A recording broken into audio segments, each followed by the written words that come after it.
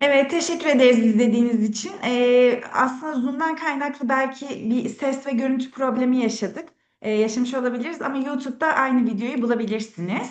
İzleyebilirsiniz. Linki olacak. Daha sonrasında paylaşacağız sizlerle.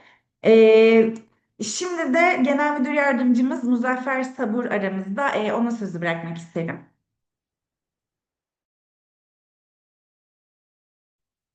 Herkese merhabalar. Muzaffer Sabur ben. Atomi Türkiye Genel Müdür Yardımcısı. Birçoğunuz tanıyorsunuz zaten. Birkaç bir şey söylemek istedim ben de toplantımız başlamadan önce. Doktor şimdi bize Kore'den çok kıymetli bir sunum yapacak. Biliyorsunuz lansmanımızı gerçekleştirdik. Bu Atomi'nin ilk ürün lansmanıydı. Çok prestijli, güzel bir mekanda, prestijli bir Atomi'ye yakışır bir lansman yaptık. Yaklaşık 200 kişi bu lansmana katıldı. Çok güzel de fotoğraflar, videolar var. Basının ilgisi güzel oldu hem lansmana hem de Noni'ye. Noni çok kıymetli bir gıda takviyesi. Ee, Türkiye'de çok ses getireceğini, zaten sizler birçok paylaşımlar yapıyorsunuz, sizleri takip ediyoruz. Basında da şeyler yansımaları oldu. Bunları da yakında sizle paylaşacağız. Atomi Türkiye olarak bizler Kore Atomi'de satışta olan birçok ürünü, 70'ten fazla ürünü şu anda birebir getirmek için çalışmalarımıza devam ediyoruz. Çok yakında yani üretim aşamasında ve yolda olan 8-9 tane ürünümüz var. Bunlar hızlıca Türkiye'ye geldikten sonra işlemleri tamamlandıktan sonra satışa açacağız. Ürün gamımızı arttırmak en büyük hedefimiz. Bunun için var gücümüzle çalışıyoruz. Yani müjde olarak verebileceğim şu anda Inner Kolajen. Bu da çok önemli bir ürünümüz. O da şu anda üretimi tamamlandı ve yolda, gemide çok yakın zamanda Türkiye'ye varış yapacak, gümrük işlemleri olacak. Önümüzdeki aylarda, Ocak olabilir, Şubat olabilir. Bu ürüne de güzel bir lansman yapmayı düşünüyoruz. Bundan sonra Atomi Türkiye olarak önemli ürünlerde lansmanlar yapacağız. Diğer ürünlerimizde de böyle Zoom tanıtımlarıyla ürünlerimizi tanıtmayı hedefliyoruz. Ee, Bu toplantıya geldiğiniz için hepinize çok teşekkür ediyorum. Ben sözü uzatmadan Kore'de Noni'nin uzman ismi Doktor Nair ve tercümanımız Dilan Hanım'a sözü bırakmak istiyorum. Teşekkür ediyorum. Evet, teşekkür ederiz. Doktor Nay'la baş başa bırakalım sizi. 네, 박사님 이제 시작해도 돼요. 안녕하세요. 나임정입니다. Herkese merhabalar, ben Naim정. 네. 혹시 제가 보이면 손 한번 이렇게 흔들어 보세요. Eğer şu anda ekranda beni görüyorsanız elinizi bu şekilde sallayabilir misiniz? 음, 제, 제 목소리가 잘 들리나요? Peki sesimi iyi bir şekilde duyabiliyor musunuz? 음, 오케이, 예. 자, 어, 오늘 이렇게 튀르키예에 초대해 주셔서 감사하다는 말부터 전달하겠습니다. 감사합니다. Öncelikle size sunuma başlamadan önce beni Türkiye'ye davet ettiğiniz için size teşekkür etmek istiyorum. Teşekkür ederim. 오늘은 논의에 대해서 말씀을 드릴게요. Bugün sizlere Noni'den bahsedeceğim. 예. 혹시 논의에 대해서 아시는 분들, 논의를 들어본 적이 있는 분들 손 한번 들어보세요.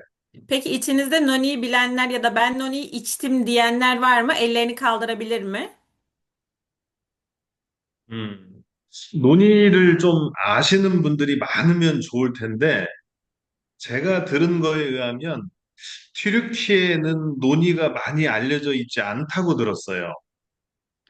Tabii ki insanlar Noni'yi ne kadar çok bilirseler Noni'nin bilinmesi o kadar iyi. Ama benim bildiğim kadarıyla şu anda Türkiye'deki insanlar Noni'yi çok fazla bilmiyorlar.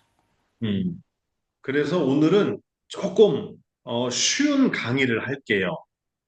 O yüzden de bugünkü sunumumda sizlere daha basit bir Noni dersi sunacağım.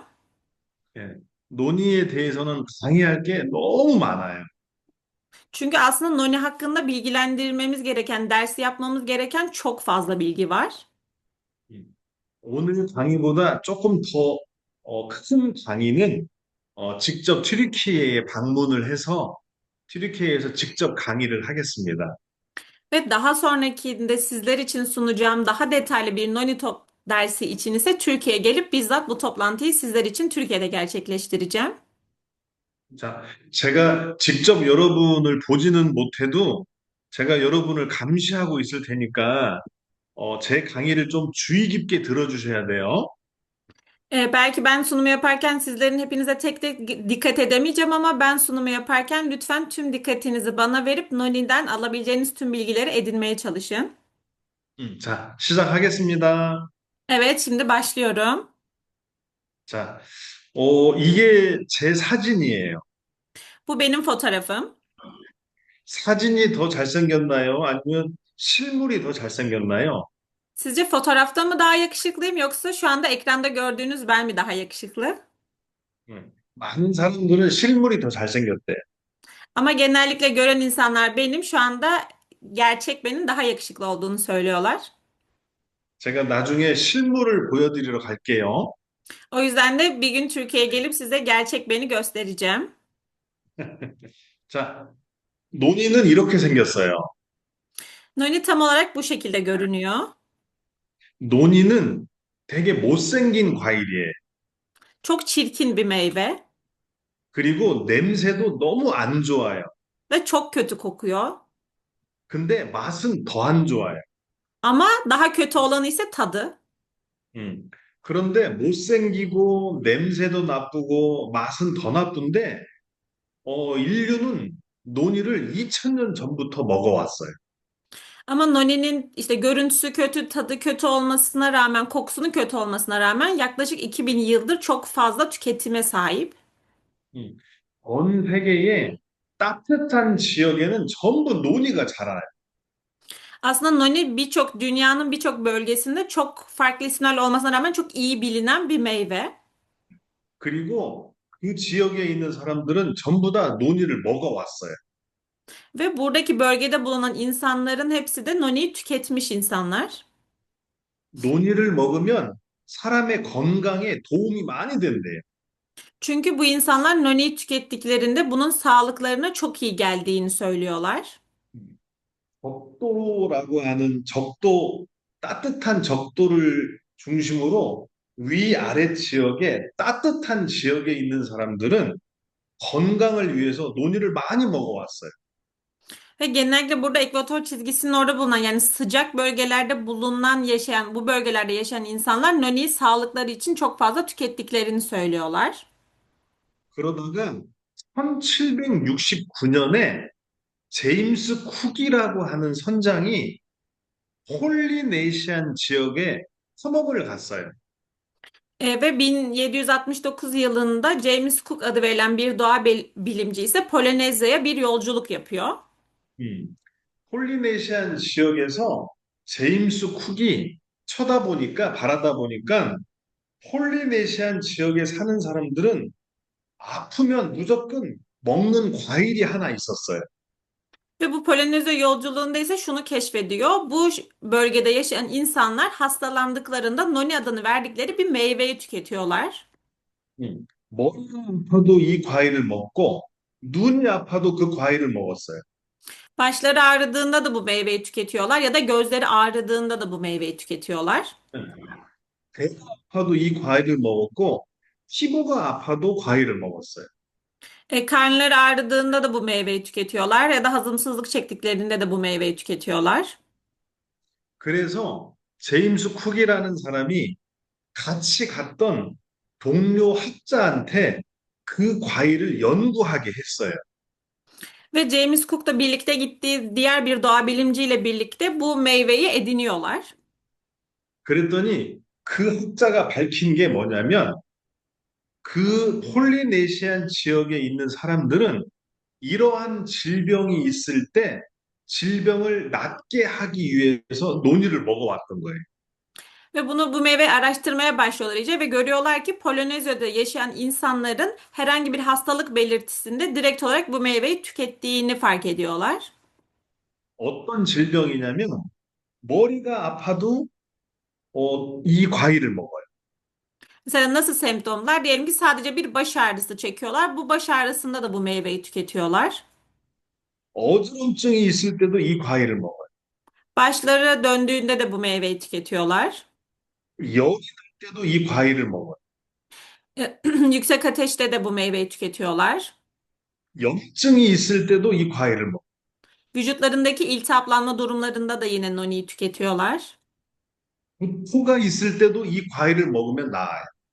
Kusma yaşadıklarında da meyveyi tükettikten sonra daha iyi olduğunu söylüyorlar.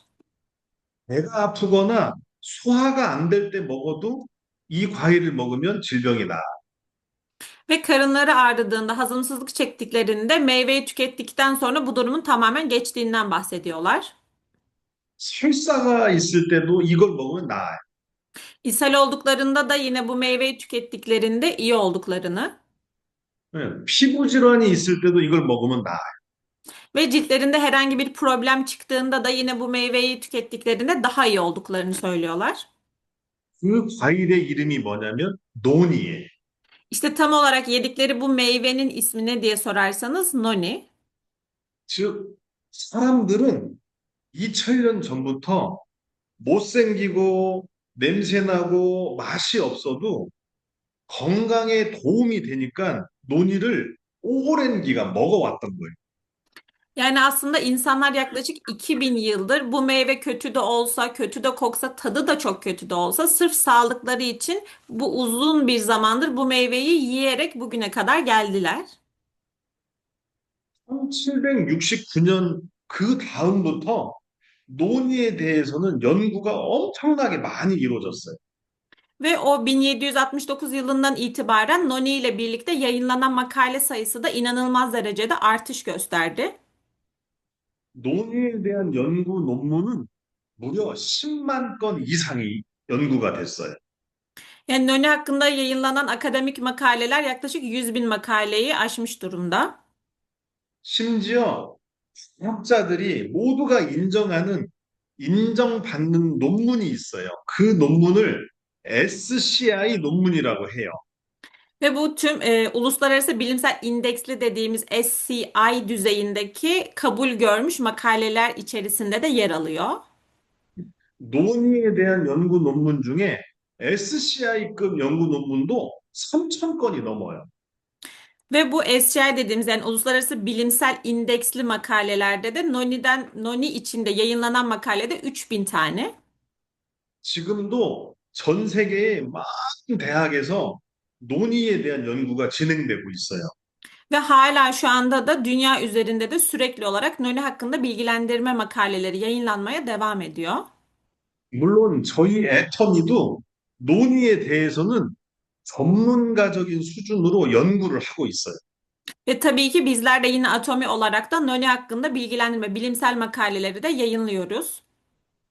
혹시 제가 띄운 화면 중에 이 부분이 보이나요? 화살표가 돌아다니고 있는 이 부분? Ne? 이 부분이 뭐냐면 논의는 면역을 조절하는 효능이 있다라는 연구 논문이에요.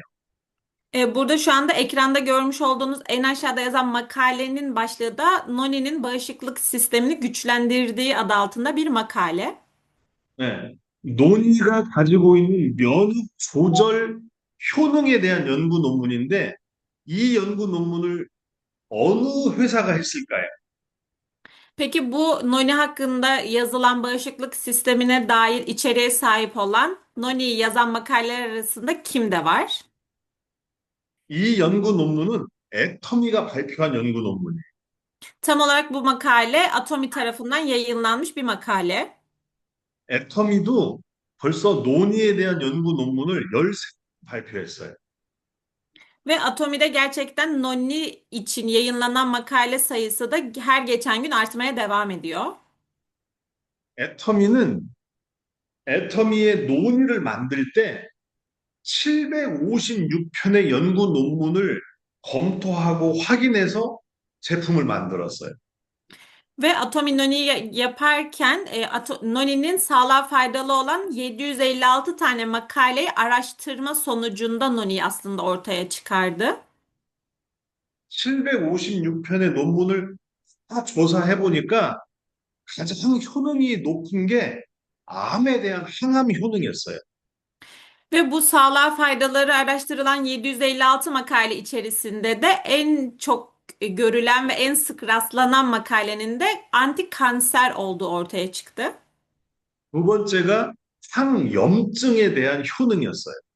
İkinci ise anti iltihaplanmaydı. 음, 그 외에도 정말 많은 효능이 밝혀지고 있고, 저희 애터미의 제품에 대해서도 그 효능이 동등하게 나오고 있어요.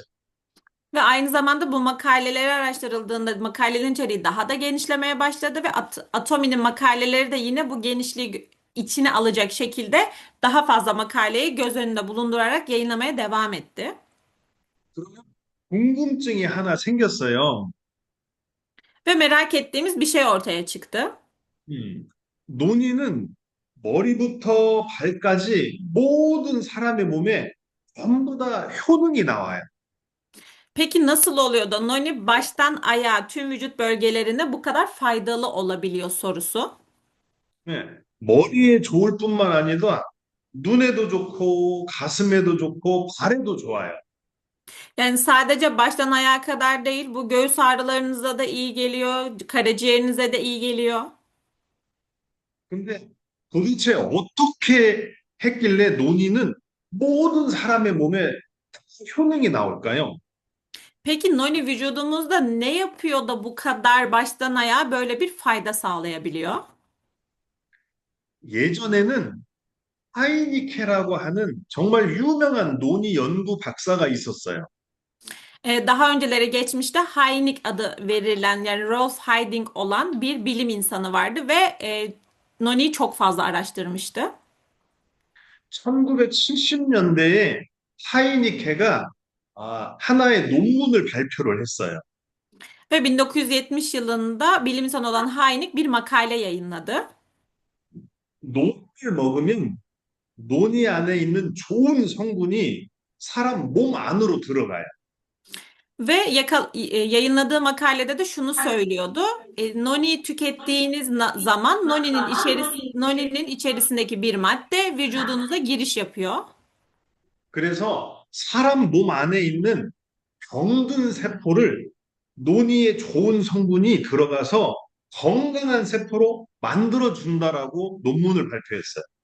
Ve yayınladığı makalede şunu söylüyordu. Vücudumuza aldığımız bu madde ise vücutta eğer anormal bir hücre varsa, hasta bir hücre varsa bu hücreye giderek onu iyileştirip sağlıklı bir hücreye dönüşmesini sağladığına dair makalede bir içerik yayınladı. 그리고 아직까지도 많은 사람들은 단순하게 논이를 먹으면 병든 세포가 건강해지는구나라고만 생각을 하고 있어요. Ve daha sonra bu makaleyi okuduktan sonra insanlarda demek ki gerçekten noni insan sağlığına çok faydalı gibi söylemlere başladılar. 우리 애터미는 그렇게 단순하지 않아요. Ama Atomi bu kadar basit düşünmedi. 그래서 애터미가 도대체 논의는 어떻게, 어떤 방법으로 모든 사람의 몸에 건강한 효능을 나타내는지를 연구 한번 해보기로 했어요. Ve daha sonrasında Atomi de şöyle söyledi. Bu kadar basite indirgemeyip Noni'yi daha fazla araştırıp insan vücudunda nelere iyi gelebileceğini araştırmaya başladı. 2025년 12월, 불과 일주일 전에 지금 보이는 이 논문이 발표가 됐어요. Ve daha sonra bu araştırmaların sonucunda da şu an ekranda görmüş olduğunuz makale yayınlandı. 물론 이 연구는 애터미가 한 거예요.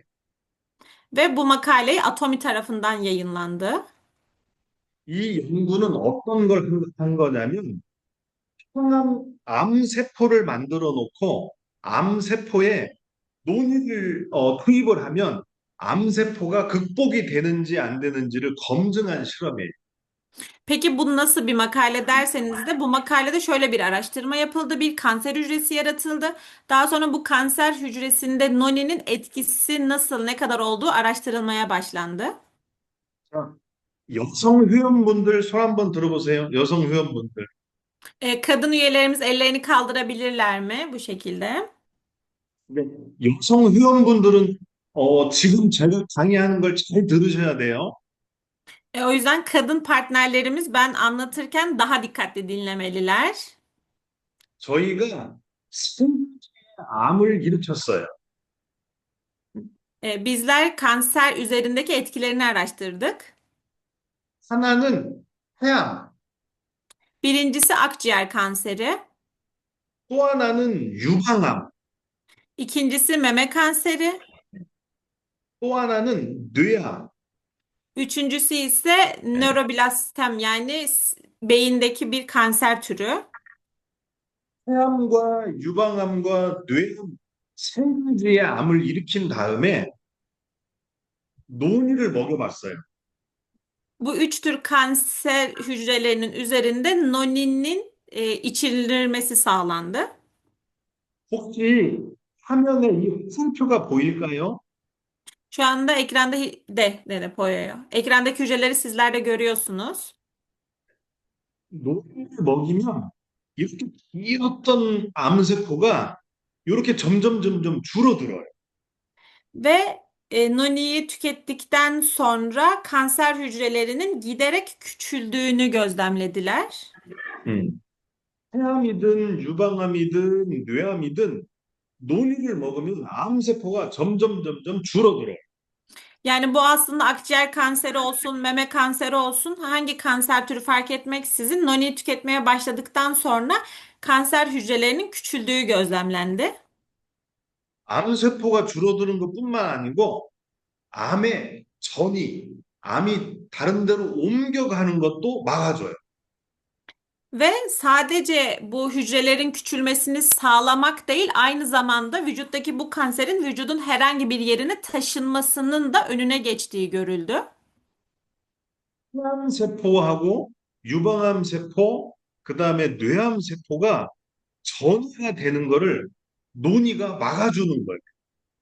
Yani bu akciğer kanser hücresi de olsa, meme kanser hücresi de olsa, nöroblastam hücre kanser hücresi de olsa bunun noni tarafından engellendiği görüldü. 근데 어떤 방법을 통해서 암을 막아주는지를 저희가 밝혀냈어요. Peki noni ne yapıyordu da yani nasıl bir yöntem sunuyordu da kanser hücrelerini engelliyorduyu biz atomi olarak bulduk. 논의에는 에로닌이라고 하는 성분이 있어요. Noninin içerisinde zeronin adı verilen bir madde mevcut. 논의는 제로닌 성분이 병든 세포 안으로 들어가요. Zeronin adı verilen madde hücrenin içerisine giriyor. 그러면 병든 세포 안에 들어있는 C53이라고 하는 단백질이 갑자기 움직임을 빨리 하게 돼요. Ve bu zeronin içerisinde bulunan P53 adını verdiğimiz bir proteini aktive ediyor. 이 C53이라고 하는 애가 어떤 기능을 갖냐면 종양을 억제하는 기능을 가지고 있어요. Peki bu P53 proteini neye yarıyor derseniz de tümörü baskılayıcı bir işleve sahip. 이 C53이 기능을 못하면 세포가 병이 들어요. Eğer P53 kendi görevini yapamazsa, baskılayamazsa o zaman hücreler çoğalmaya başlıyor. 근데 제로닌이 들어가면 C53이 기능을 잘하게 되는 거예요. Ve eğer zeronin de buraya gelirse P53'ün aktivasyonunu gerçekleştiriyor. 그러면 이 P53이 패스페이지라고 하는 애를 더 많이 움직이게 만들어요.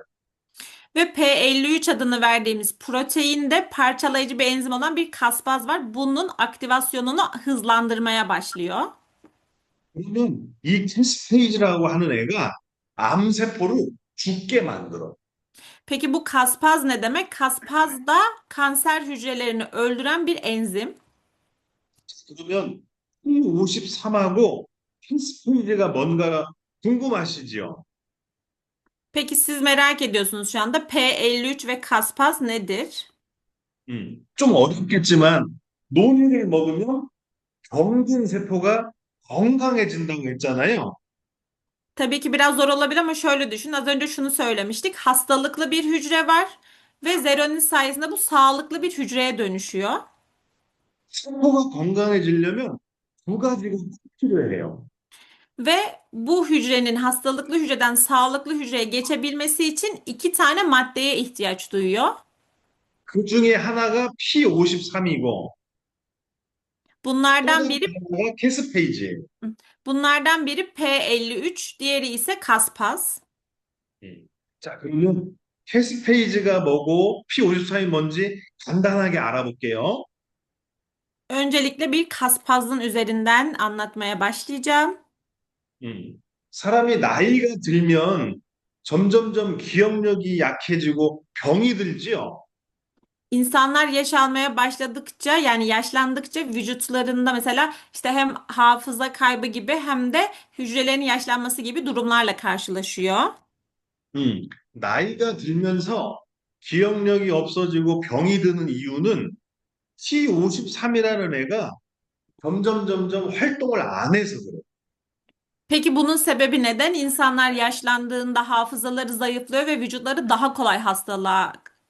hastalıklarla savaşıyor. Bunun sebebi P53'ün yavaşlaması. T53이라는 애가 기능을 잘 못하면 T라고 하는 애가 기능을 안 해. Eğer P53 kendi işlevini yerine getirmezse vücutta bunlar başlıyor.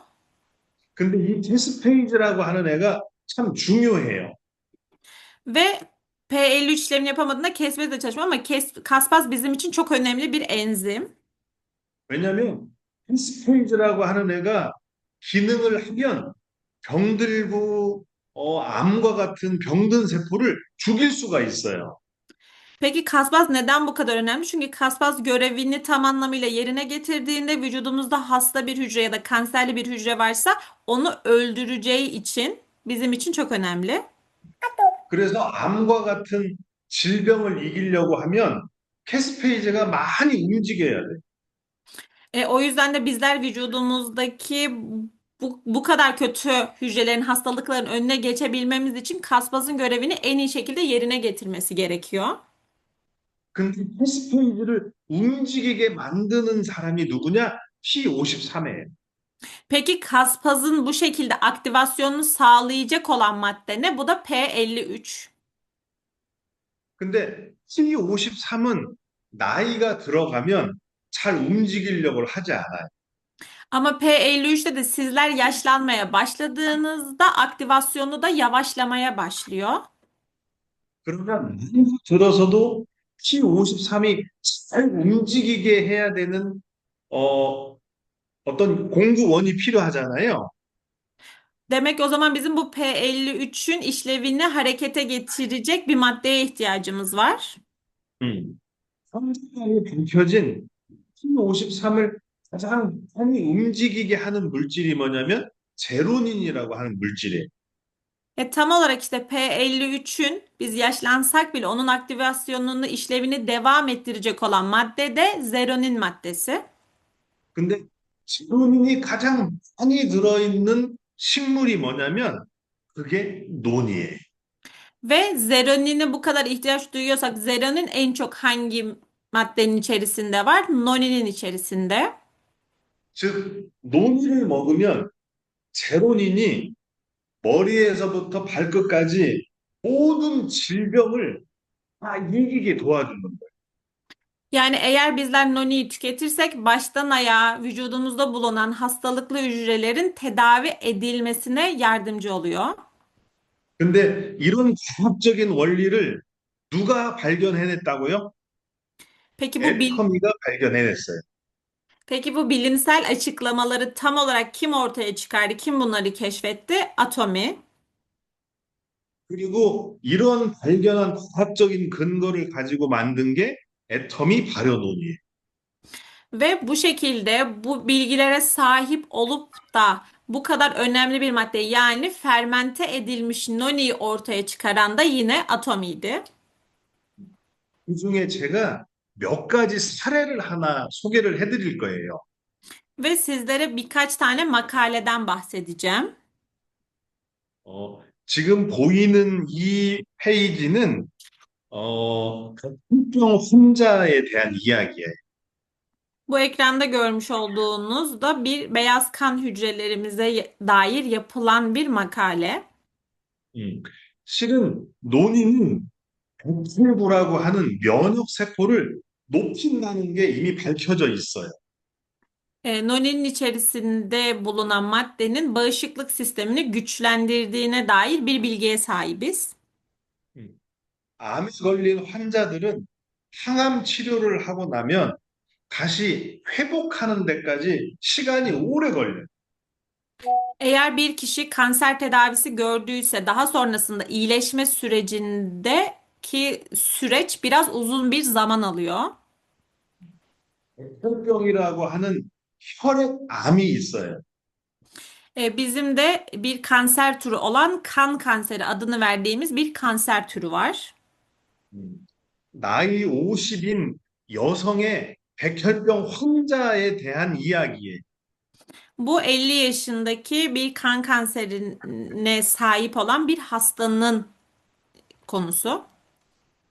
처음에 항암 치료를 하고 다시 정상으로 회복하는데 48일이 걸렸어요. Öncelikle kanser süreci geçirdikten sonra kanser olup buradaki iyileşme, oradaki bir süreç 48 gün sürdü. 근데 그 환자에게 항암 치료를 하고 논이를 먹여봤더니 회복하는 기간이 27일로 줄어들었어요. Ama bu kişinin kanser sürecinden kanser olup iyileşme aşamasındaki kısımda noniyi içmeye başladıktan sonra iyileşme sürecinin 27 güne düştüğü görüldü. 이 여성 나이 50인 백혈병 환자는 제 와이프예요. Ve burada bahsettiğimiz bu kanser sürecinde yer alan kişi ise benim eşim. 실제로 제 와이프는 작년 9월에 급성 백혈병 환자가 됐어요.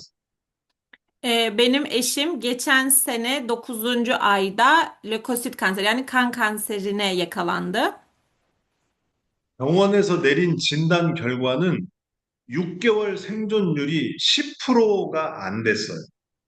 Ve o zaman hastanede yapılan testlerde 6 ay kadar süren süreçte hiçbir iyileşme, toparlanma hızı görülemedi. 첫 번째 항암 치료는 실패했어요. Birinci kanser tedavisinde başarısız olundu. 두 번째 항암 치료를 하고 회복하는데 48일이 걸렸던 거예요. Ve ikinci kez tedavi olduğunda kanser tedavisinde ise yani iyileşme süreci 48 gün sürdü. 근데 48일 동안 너무 고통스러워했어요. Ama bu 48 gün boyunca eşim için çok acı vericiydi. 그래서 제가 치료 의사하고 상의를 해서 회복하는 기간 동안 저희 애텀이 논이를 먹였어요. Ve ben de daha sonrasında tedavi eden doktorla birlikte görüşerek eşime noni içireceğimi söyleyip doktorla da görüştükten sonra bu iyileşme sürecinde noni içmesini sağladım. 그랬더니 세 번째 항암 치료에서는 27일 만에 회복이 됐어요. Ve üçüncü aşamadaki kanser tedavisinde ise iyileşme süreci 27 güne kadar düştü. 물론 지금도 암 치료를 하고 있어요. Ve şu an hala kanser tedavisine devam ediyor. 근데 점점 좋아지고 있어요. Ama her geçen gün daha iyiye gittiğini söyleyebilirim. 아마 앞으로도 더 좋은 결과가 있을 것 같아요. Ve umuyorum ki önümüzdeki günlerde de çok daha iyi sonuçları elde edeceğiz. 그리고 논의는 심혈관계 질환에도 효능이 아주 좋아요. Aynı zamanda yayınlanan makalelerde görüyoruz ki noni anti diyabete de iyi geliyor. 중성 지방이나 콜레스테롤 같은 수치를 낮춰줘요. Kan yağları dediğimiz trigliserit ve kolesterolün düşmesine yardımcı oluyor. 예. 실제로 이 데이터는 제가 경험한 거예요. Yine burada görmüş olduğunuz bilgiler de benim kendi deneyimim. 음, 고혈압과 중성지방, 콜레스테롤 같은 것들을 많이 낮춰줘요. Kan şekeri ve bu glikozlenmiş hemoglobin yani 2-3 ayda bir ölçülen hemoglobin değerini ve kolesterolün düşürdüğünü gözlemledik. 또 하나는 탈모를 개선시켜줘요. Üçüncüsü ise saç büyümesini 음, sağlıyor. 머리 빠지는 탈모 증상을 개선시켜주고 머리를 풍성하게 만들어줘요. Saç dökülmesini önlerken aynı zamanda saçın büyümesine yardımcı oluyor. 지금 여러분이 보시는 저는 머리가 그래도 좀 풍성하지요. Şu anda ekranda görmüş olduğunuz benim yine de böyle saçlarım gayet iyi durumda değil mi? 근데 불과 5, 6년 전에는 제가 대머리였어요. Ama asıl sorun şu ki bundan yıllar öncesinde ben keldim. 안 믿으시겠지만 나중에 제가 제 옛날 사진을 한번 보여드릴게요. Belki şu an bana inanmıyorsunuz ama size geçmişteki fotoğraflarımdan birini göstereceğim daha sonra. 노력이 묻고 제가 머리가 많이 났어요. Ben Noni'yi tükettikten sonra saçlarım inanılmaz bir şekilde büyüdü. 그래서 실제 실험을 해봤어요. Ama yine de tabii ki bunun adına da bir yani deney grubu oluşturdum. 탈모 치료제하고 논의를 한번 같이 먹여봤어요. 탈모 약을 먹는 사람과 논의를 먹는 사람의 머리카락의 숫자를 비교해봤어요. Buradaki araştırmada da şöyle bir araştırma yaptık. Normal saç büyümesine etki eden bir ilacı tüketen bir grupla Noni'yi tüketen bir grup arasındaki ölçümleri ele aldık. 근데 탈모 약을 먹는 사람보다 논의를 먹은 사람의 머리카락 수가 더 많이 증가했어요. Ve araştırma sonunda şunu gördük ki saç uzatma yani ilacı tüketen kişilerle Noni tüketen kişiler arasında Noni tüketen kişilerin saç diplerindeki kıl köklerinin daha ciddi bir şekilde artış olduğunu gözlemledik. 한국의 대학하고 논의를 이용해서 탈모 치료제 만드는 연구를 하고 있어요. Ve şu anda da yine Kore'deki bir merkezle bu saç uzatmasına dair Noni ile birlikte bir çalışma gerçekleştiriyoruz. 근데 애터미의 발효 논의는 왜 이렇게 효과가 좋을까요? Peki bizim için bu fermente edilmiş Noni'nin faydaları neden bu kadar fazla? 아마 튀르키예에서는 논의를 먹은 지가 얼마 안 돼서 주변에서 체험을 많이 얘기 들어보지 않았을 거예요. Tabii ki Türkiye'ye gireli çok olmadığı için Türkiye'de Noni tüketen insanların aslında bu Noni'den etkilerini yani faydalandığı hikayeleri çok fazla daha duyamadık. 근데 논의를 오래 먹었던 해외 법인들은 정말 엄청나게 많은 효능을 보고 있어요. Ama gerçekten Noni'yi diğer yurt dışı ülkelerinde tüketen kişiler çok fazla Noni'nin faydasını görüyorlar. 전 세계에는 논의의 종류가, 논의로 만든 제품의 종류가 엄청나게 많아요. Gerçekten dünya üzerinde bakıldığında Noni ile üretilen çok fazla ürün var. 근데 애터미 논의는 도대체 다른 논의 제품과는 어떻게 다르길래 이렇게 효능이 많이 나오는지 궁금하지 않으세요? Peki siz de düşünmüyor musunuz, merak etmiyor musunuz? Dünya üzerinde bu kadar farklı çeşitli Noni üretilirken Atomi'deki Noni'nin farkı ne de bu kadar etkisi daha büyük oluyor? 음, 전 세계에 있는 다른 논의 제품은 논의 과일을 꽉 짜서 만든 주스 제품이에요. Diğer dünya ülkelerine, diğer markalarda üretilen Noni'ler direkt olarak Noni meyvesinin suyu çıkarılarak elde edilmiş bir Noni meyve suyu. 근데 애터미 논의는 다른 게 있어요. Ama Atomi'deki Noni fermente ediliyor. 애터미 논의는 발효라고 하는 발효 주스예요. Yani Atomi'deki Noni fermente edilmiş bir meyve suyu. 발효라는 게 어떤 거냐면 특정한 식물을 더 건강하게 만드는 걸 발효라고 해. Peki fermente ne demek aslında? Fermente de var olan bir ürünü daha da faydalı, tüm emilimini sağlayacak şekilde bir hale dönüştürmek diyebiliriz. 여러분 혹시 튀르키예에도 콜라겐이라고 하는 제품이 판매되고 있나요? Peki şu anda Türkiye'de kolajen adını verdiğimiz ürünümüz de piyasada mı? 콜라겐을 아시는 분 손 한번 들어보세요. Kolajeni bilenler elini kaldırabilirler mi? 음, 음. 콜라겐을 먹을 때 분자가 큰 콜라겐을 먹어요? 아니면 작은 저분자 콜라겐을 먹어요? Peki kolajen tüketirken biz büyük moleküllü kolajenleri mi tüketiyoruz, küçük moleküllü kolajenleri mi tüketiyoruz? 음. 작은 분자의 콜라겐을 드시지요? Küçük moleküllü tüketiyoruz. 네. 왜 작은 분자의 콜라겐을 먹을까요? Peki neden küçük moleküllü olanı tüketiyoruz? 예. 덩어리가 큰 거는 사람이 아무리 먹어도 소화 흡수를 못해요. Sebebi şu, büyük moleküllü olan ürünleri tükettiğimizde, maddeyi tükettiğimizde sindirim ve emilim oranı daha az oluyor. 그래서 작은 분자의 음식을 먹어야 소화 흡수를 잘하게 돼요. Eğer bizler küçük moleküllü olan maddeleri tüketirsek sindirim ve emilimi daha hızlı ve iyi bir şekilde gerçekleşir. 논이는 정말 사람 몸에 좋은 과일이지만 논이를 그냥 먹으면 사람이 소화 흡수를 잘 못해요. Noni gerçekten insan vücuduna çok faydalı bir meyve ama noniyi siz tek başınıza tükettiğinizde sindirim ve emilim oranı çok fazla olmayacaktır. 애터미의 논이는 발효라고 하는 과정을 통해서 논이의 큰 분자가 작은 분자로 바뀌어요. Ve atomideki noni de fermente edilmiş bir noni olduğu için büyük molekülleri daha küçük moleküller haline getirerek bu şekilde sunuyor. 그래서 첫 번째는 논이의 큰 분자가 작은 분자로 바뀌면서 소화 흡수가 잘 된다는 차이점이 하나 있어요. Yani birincisi ise en önemli olumlu taraflarından biri şu, büyük molekülleri daha küçük boyutlara getirerek sindirim ve emilim oranını artırıyor atomi.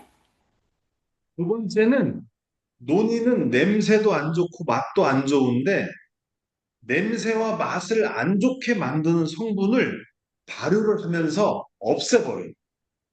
Ve ikinci olarak da noninin tadı ve kokusu gerçekten çok kötü ve bu tadı ve kokusunu iyileştirerek daha güzel bir hale getiriyorlar.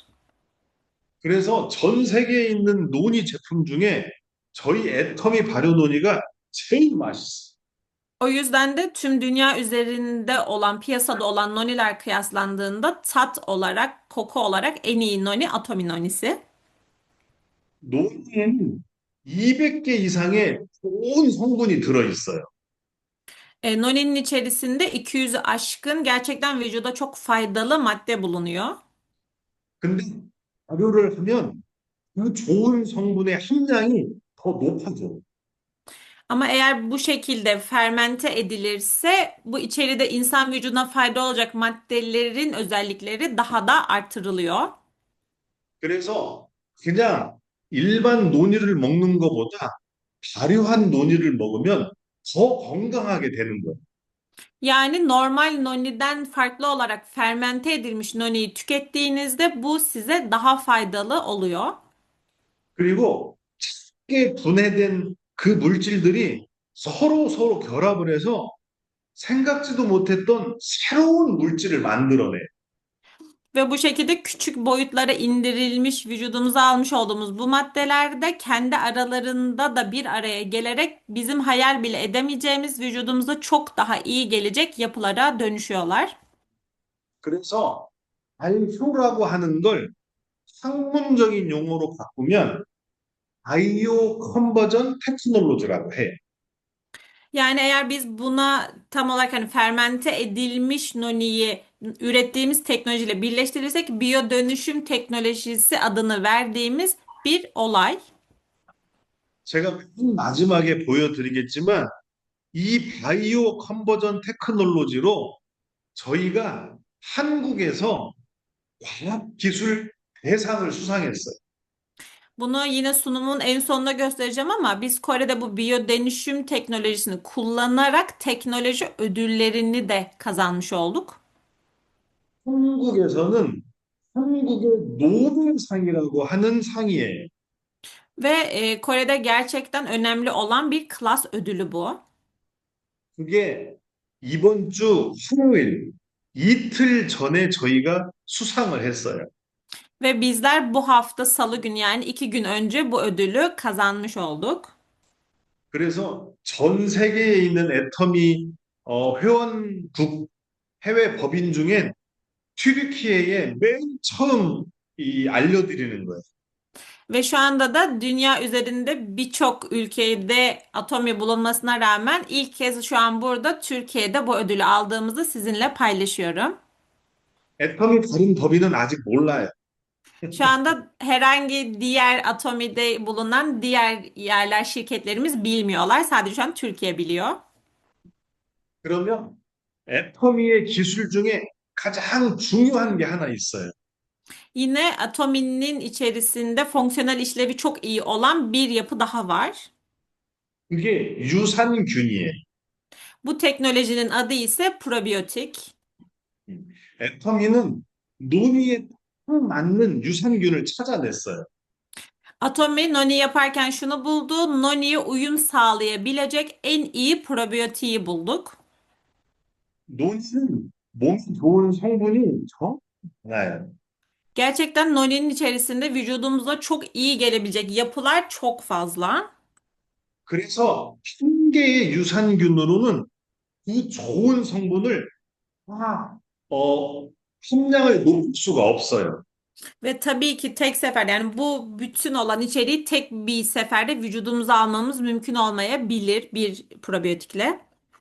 그래서 논의에 있는 성분, 그 성분의 함량을 높일 수 있는 유산균 7개를 찾아냈어요. Ve biz de araştırmaya başladık ki içerisinde alabileceğimizin çok daha fazlasını vücudumda emilim sağlayabilmesi için Noni'nin içerisine tam 7 çeşit probiyotik koyduk. 그 유산균의 농도, 유산균의 숫자를 정말 어마어마하게 높였어요. Ve gerçekten çok çok çok fazla emilim sağlayabilecek kadar probiyotik elde ettik. 혹시 튀르키예에서도 애터미 유산균을 혹시 먹고 있나요? Şu an sizler de Atomi'nin probiyotiğini tüketiyor musunuz Türkiye'de? 혹시 애터미 유산균을 먹고 있으신 분 손 들어보세요. Atomi'nin probiyotiğini kullananlar ellerini kaldırsınlar. 유산균은 정말 몸에 아주 좋은 거예요. Gerçekten probiyotik vücudumuz için çok faydalı bir takviye edici. 저희 논의에 사용된 유산균은 유산균 수가 얼만큼 들어있을까요? Peki Noni'nin içerisindeki probiyotik peki ne kadar? 아마 들으면 깜짝 놀랄 거예요.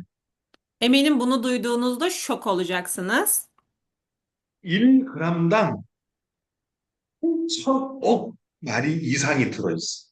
1 gram başına 800 milyar düşüyor. 제가 8천억이라고 했지만 실은 1조만큼 들어있어요. Hani ben bunu gram olarak söylüyorum ama hani bu onun aslında daha da fazlasına da sahip. 전 세계에서 가장 유산균 수가 많이 들어있는 유산균을 사용했어요.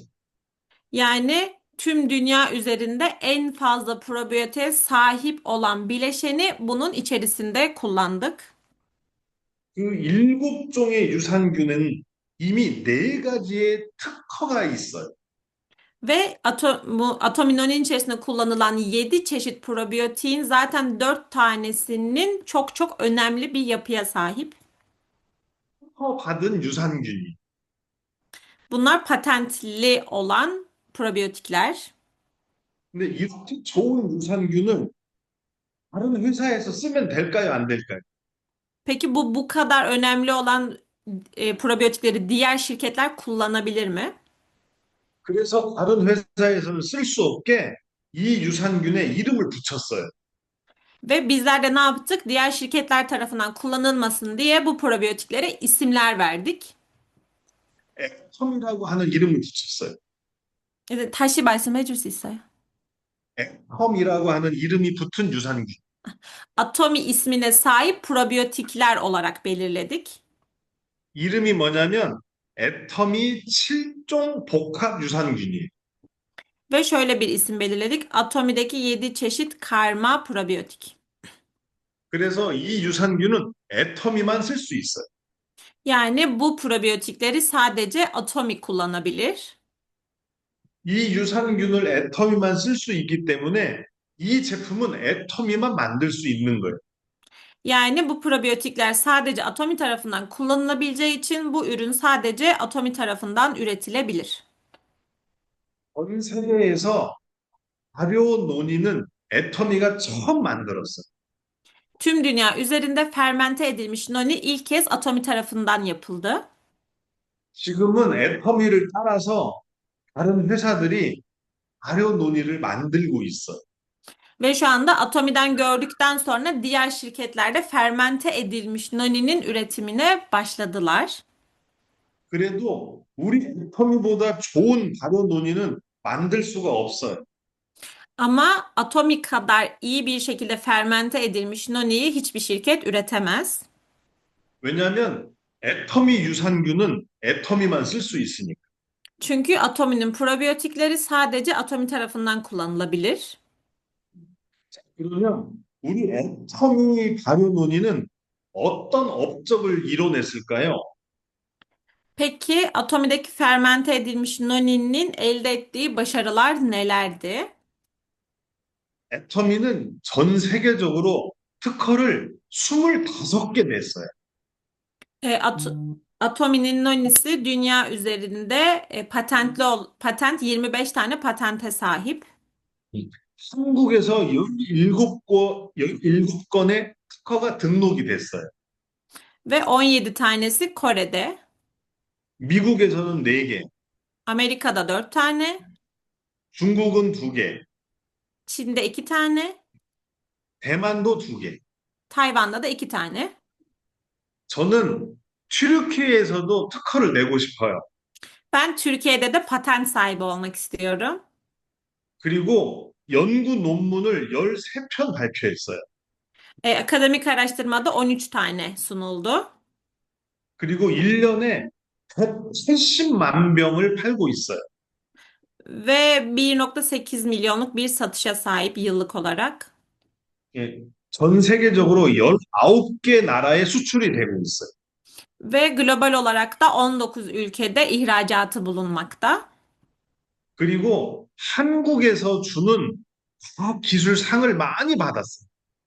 Ve Kore tarafından sunulan da birçok teknoloji ödülüne de sahip.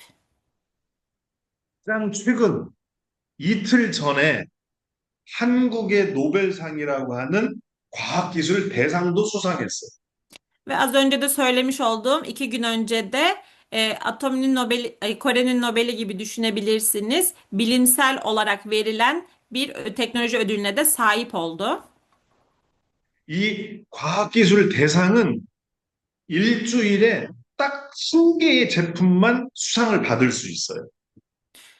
Bu ödül ise yani çok önemli bir ödül ve bir süre içerisinde sadece bir tane ürüne verebiliyorlar. 이 상이 의미하는 건 한국에서 가장 최고로 혁신적인 기술이라는 뜻이에요. Yani bunun en önemli olaylarından biri de Kore tarafından verilen ve bilimsel olarak en iyi teknolojiye sahip olan ödül anlamına geliyor. 애터미의 발효 논의는 적으로 만들어졌고 과학적으로 검증이 된 제품이에요. Yani Atomi'nin nonisi hem teknolojik olarak ortaya çıkmış hem de bilimsel olarak araştırmalar sonucu oluşturulmuş bir ürün. 튀르키예에서도 많은 분들이 논의를 먹고 더 건강해졌으면 좋겠어요. O yüzden de Türkiye'de de çok fazla kişinin noniyi tüketerek çok daha sağlıklı olmalarını umuyorum. 특히 여성분들은 논이를 매일 먹었으면 좋겠어요. Özellikle kadın üyelerimizin noniyi daha düzenli bir şekilde tüketmesini umuyorum. 남자들한테 없는 두 가지의 암이 있어요. Çünkü erkeklerde olmayan iki tane kanser türü bulunuyor. 유방암과 자궁암인데, Göğüs ve rahim kanseri. 논의는 여성암에 예방을 하거나 암을 개선하는 효능이 있어요. Çünkü noni kanser hücrelerini baskılayıcı ve tedavi edici özelliği olduğu için. 그래서 튀르키예의 여성 회원들은 논의를 매일매일 꾸준히 먹기를 권장합니다. O yüzden de özellikle Türkiye'deki kadın partnerlerimizin noniyi düzenli olarak her gün hiç atlamadan tüketmelerini umuyorum. 오늘은 제가 온라인으로 하는 강의라서 더 길게 하면 아마 여러분이 재미없어 할 것 같아요. Ve bugünkü yaptığım toplantı online bir toplantı olduğu için eğer bu toplantı uzarsa sizin için hiç eğlenceli olmaz. 그래서 내년 초에 튀르키예를 방문해서 논의에 대해서 더 많은 강의를 할 수 있도록 할게요. Ve umuyorum ki önümüzdeki yılın ilk dönemlerinde Türkiye'ye gelerek sizlere bu dersi bizzat vermeyi umuyorum. Daha uzun bir şekilde. 근데 저는 저희 집사람이 아파서 튀르키예를 직접 방문하기는 어려워요. Ama tabii ki şu anda eşim hasta olduğu için bizzat Türkiye'ye gelmem biraz zor görünüyor. 그래서 애터미 논의를 함께 만든 분이 계세요. Ve ben değil ama benimle birlikte Atominoni'yi birlikte ürettiğimiz, ortaya çıkardığımız bir kişi daha var. 애터미의 연구 실장님이세요. Atomi'deki üretimden sahip müdür. 연구 실장님이면서 제 어렸을 때부터의 친구예요. Aynı zamanda benim çocukluk arkadaşım. 그래서 내년 초에는 우리 실장님이 튀르키예를 방문해서 논의에 대해서 더 많은 강의를 할 겁니다. Ama umuyorum ki önümüzdeki yılın ilk dönemlerinde kendisi Türkiye'ye gelip bizzat sizlere daha uzun ve daha kapsamlı bir Noni dersi sunacak. 내년을 기대해 주세요. Lütfen önümüzdeki yılı bekleyin. 감사합니다. Teşekkür ederim. 박사님 Doktor Naye, 감사합니다. 네. Doktor Naye çok teşekkür ediyoruz. 혹시 질문이 Dilan Hanım'a da 있으시면 aynı şekilde çok teşekkür ediyoruz. 질문 3개만 받을게요. Eğer soru varsa 3 tane soru kabul edecekmiş sadece. Evet.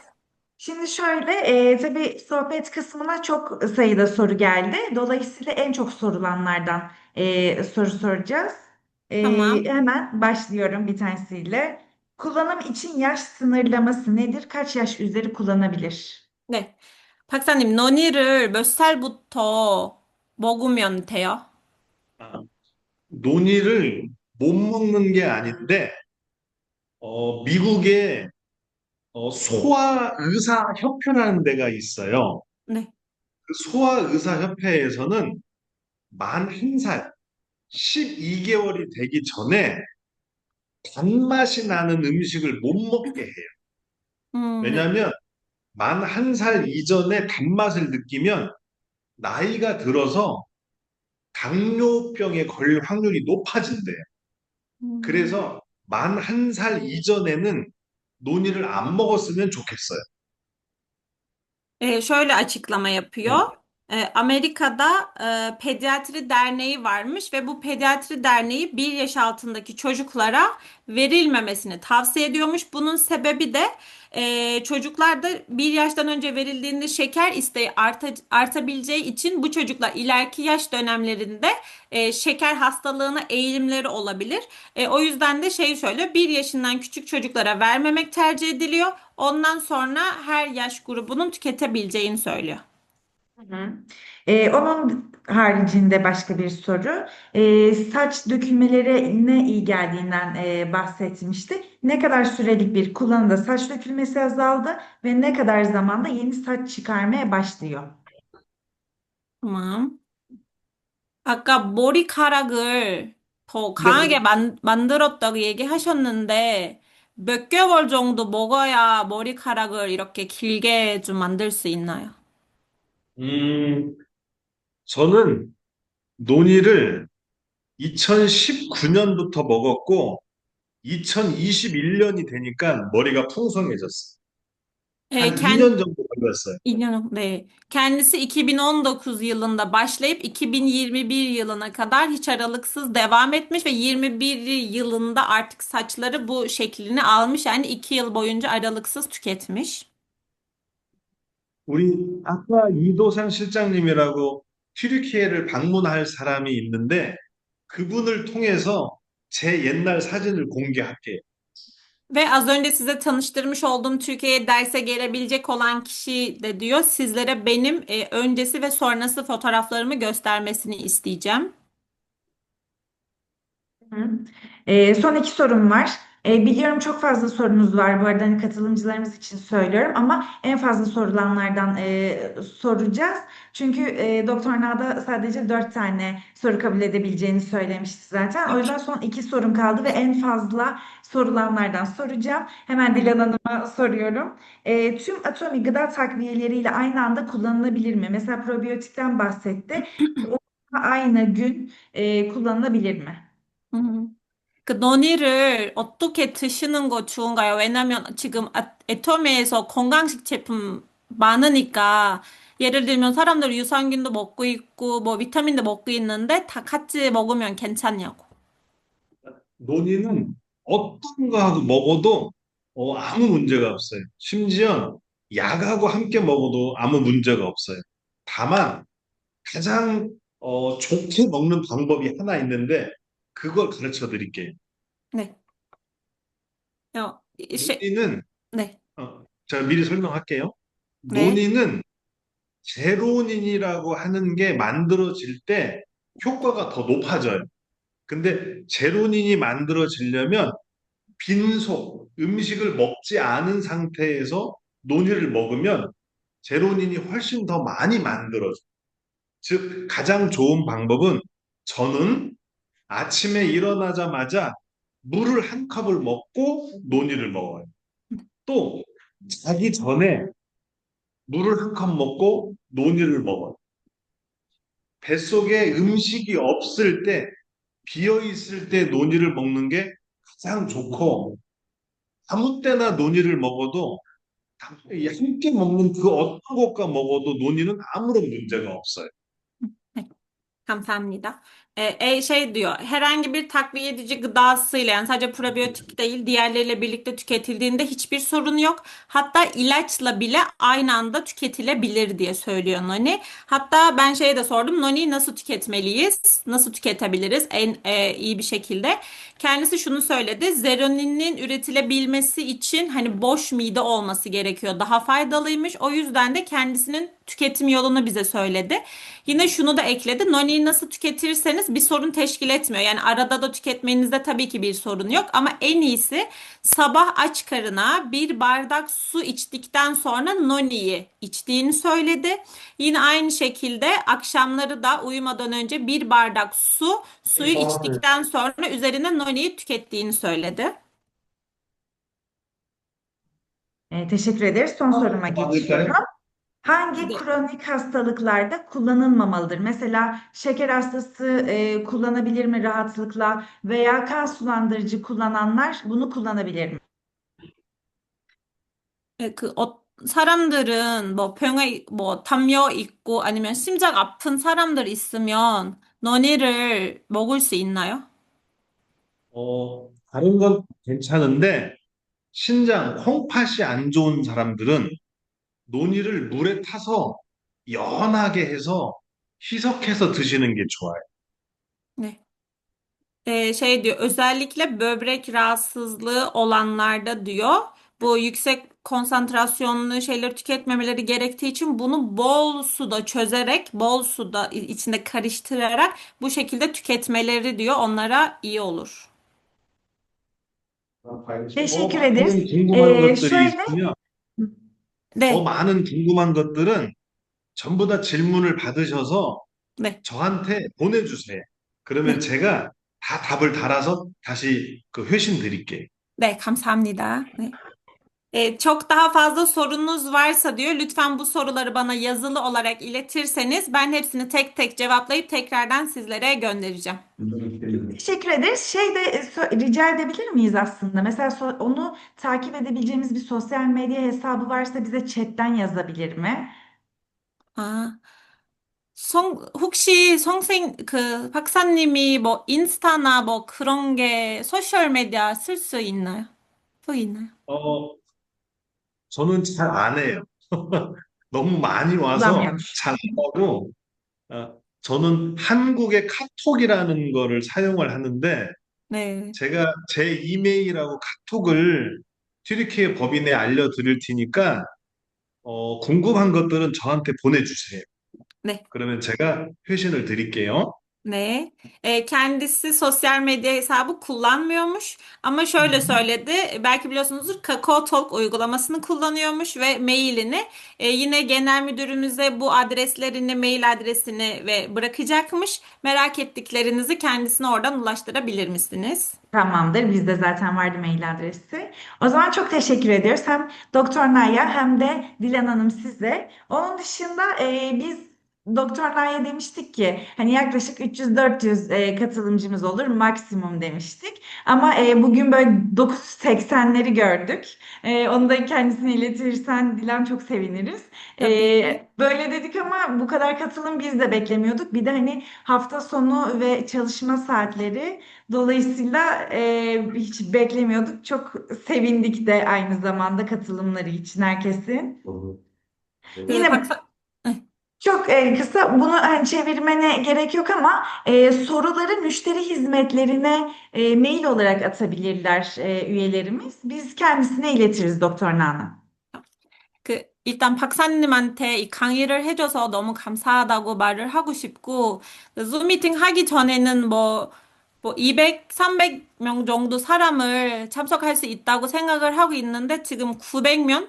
1000명 정도 사람을 지금 줌 미팅 강의를 듣고 있는데, 우리도 애터미 튀르키예에 이렇게 많은 사람들은 오는지 모르니까 다 기쁘고 강의를 해줘서 감사하다고.